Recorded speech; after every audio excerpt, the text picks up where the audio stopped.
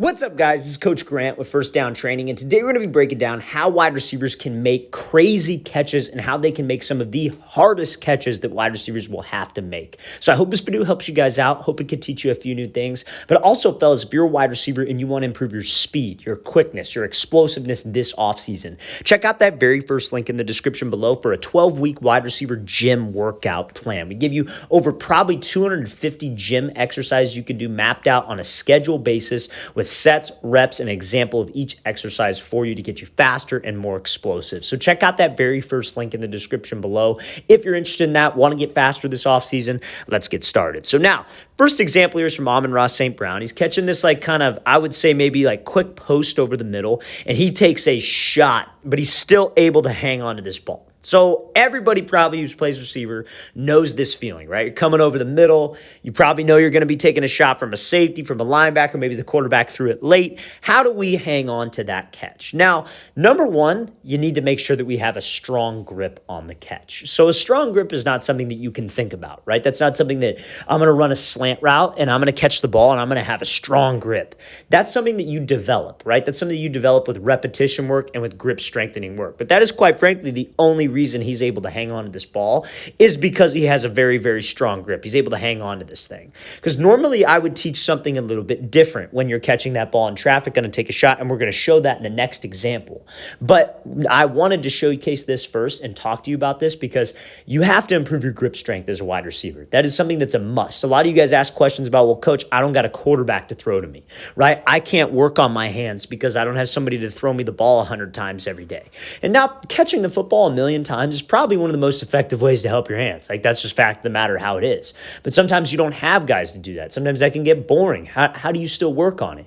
You have to work on your grip strength. So fingertip push-ups, holding two heavy dumbbells, working farmer's carry, any kind of pull-ups, chin-ups, all those things are going to help your grip strength improve, and it's a more creative way to get your hands better than just sitting there and catching a million passes. While that is very effective, and I'm not saying don't do that, I am just saying that if you're in a position where you don't got a quarterback to throw to you, grip strength is how you can work on these types of catches by yourself. So let's play this thing again, full speed. So to make a tough catch, number one, getting a hit over the middle, going to take a shot, you need to make sure we have a strong grip. So now mechanically, what can you do when you're taking a shot? So we're looking at this catch here on this seam ball. And this wide receiver obviously takes a shot. I don't know if this was deemed a flag.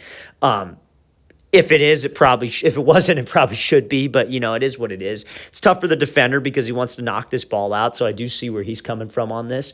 But we're over the middle. We're in traffic. We got a guy grabbing on me. I got a safety coming over the middle. This is what I would teach in terms of a catch where you're going to get clocked. Put the ball away violently.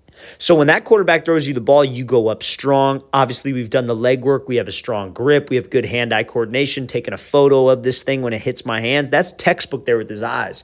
But as soon as he catches that thing, what does he do? Puts it away violently. He puts that thing right to the tuck. Fellas, you're just running a simple slant over the middle, and you may not even feel like you're going to get popped by a middle linebacker, a corner, maybe a safety crashing down. You still should put that ball away. You're in traffic. You're going to take a hit. You might take a hit. Catch it violently to the tuck. Because when we do this, that protects the ball. I take a hit, at least I got a secure grip on it, and that ball's not going to be knocked out because that's all that DB is trying to do when he puts that hit on us. So fellas, make sure in traffic, gonna take a hit, let's catch, put it away violently. Let's play it again, full speed one more time. Great job by this wide receiver, looking that thing all the way in and then making sure we secure the catch.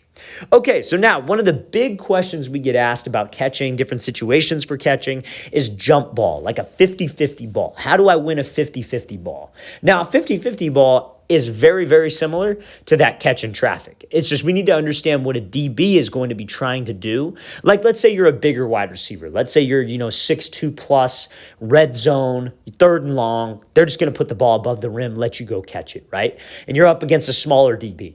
He is going to do whatever possible to knock that ball out on the way down. That's what those guys are taught. They're taught to play those hands on the way down. So let's play this full speed. Let's watch what this wide receiver does. So this old film of Caleb Williams at Oklahoma. Throws the ball up. Wide receiver catches it. But on the way down, he puts that thing away violently, right? So smaller DB, bigger wide receiver. Wide receiver doesn't jump crazy high. He just goes up and high points it, right? So when we secure that ball, same idea. On the way down, that DB is going to be trying to hit that thing out. So as soon as we secure that ball, even on the way down, I need to put that ball away. Now, I love that he turned and put his body between the defender and the ball, because that's exactly what I would teach on a jump ball situation. Like, let's say you're in the back of the end zone and maybe you got a DB in this situation right in front of you and you go up and high point it. I've taught receivers before, if they're comfortable with it, to take that ball and pull it over the back of their head, because that's a way of putting the defender putting yourself between the defender and the ball. But preferably, I would like us to go high point it and rip away. We put it violently to the tuck and we rip away, putting my body between the defender and the ball so he can't make a play on it. He has to go all the way around me to try to hit the ball. And by the time he does that, that ball's already put away. So jump ball, 50-50 ball, got to go up strong, got to go high point it on the way down. Got to make sure we put it away and put myself between the defender and the ball. Let's play this thing again, full speed one more time. This is like textbook jump ball film right here for all you wide receivers, all you taller guys that get thrown those jump ball passes. So now, next example I want to discuss, this is a big question that we get asked. How do I make a diving catch? Ball's put way out in front of me, I got to dive for it. Ball's put over the middle, I have to dive for it. What are some of the keys when you have to do that? Now, I get a lot of flack sometimes because I'll post videos about this, right? I'll post videos like, hey, how do you catch? Like, because you guys ask the questions, you know? I'm going to make videos on what you guys want to hear. And you guys ask questions about how do I make this catch? How do I make that catch, right? And that's what I'm going to consistently and continue to make videos on, because I'm doing this to help you guys. I care less what anybody else has to think. So with the diving catch, I get a lot of flack for it because it's pretty simple. You would catch it the same way you would catch just a regular pass, right? A pass is thrown to you over the middle on a slant right to you. It's pretty much the same mechanics in terms of what you would do with your hands and what you would do with your eyes. Your just hand-eye coordination is super, super important. So ball's thrown over the top, right? That ball's thrown low. You got to dive for it. You got to take the photo with your eyes. What I mean by that is you want to pretend your eyes are a camera. You're trying to take a photo, like a self-portrait of the ball. The only thing in that camera lens is the football. You're not looking at the football and then the fans over here. The only thing in your line of focus is the football. Now, you've probably heard me say this before if you're familiar with these videos. Again, it comes from repetition. It comes from doing that catching work, doing that groundwork. So when you get into a game, I guarantee you right now, this wide receiver is not thinking about looking it in. He's just thinking about diving and making the catch. The look in, the photo, it's all from habit work. It's all from him doing it a million times.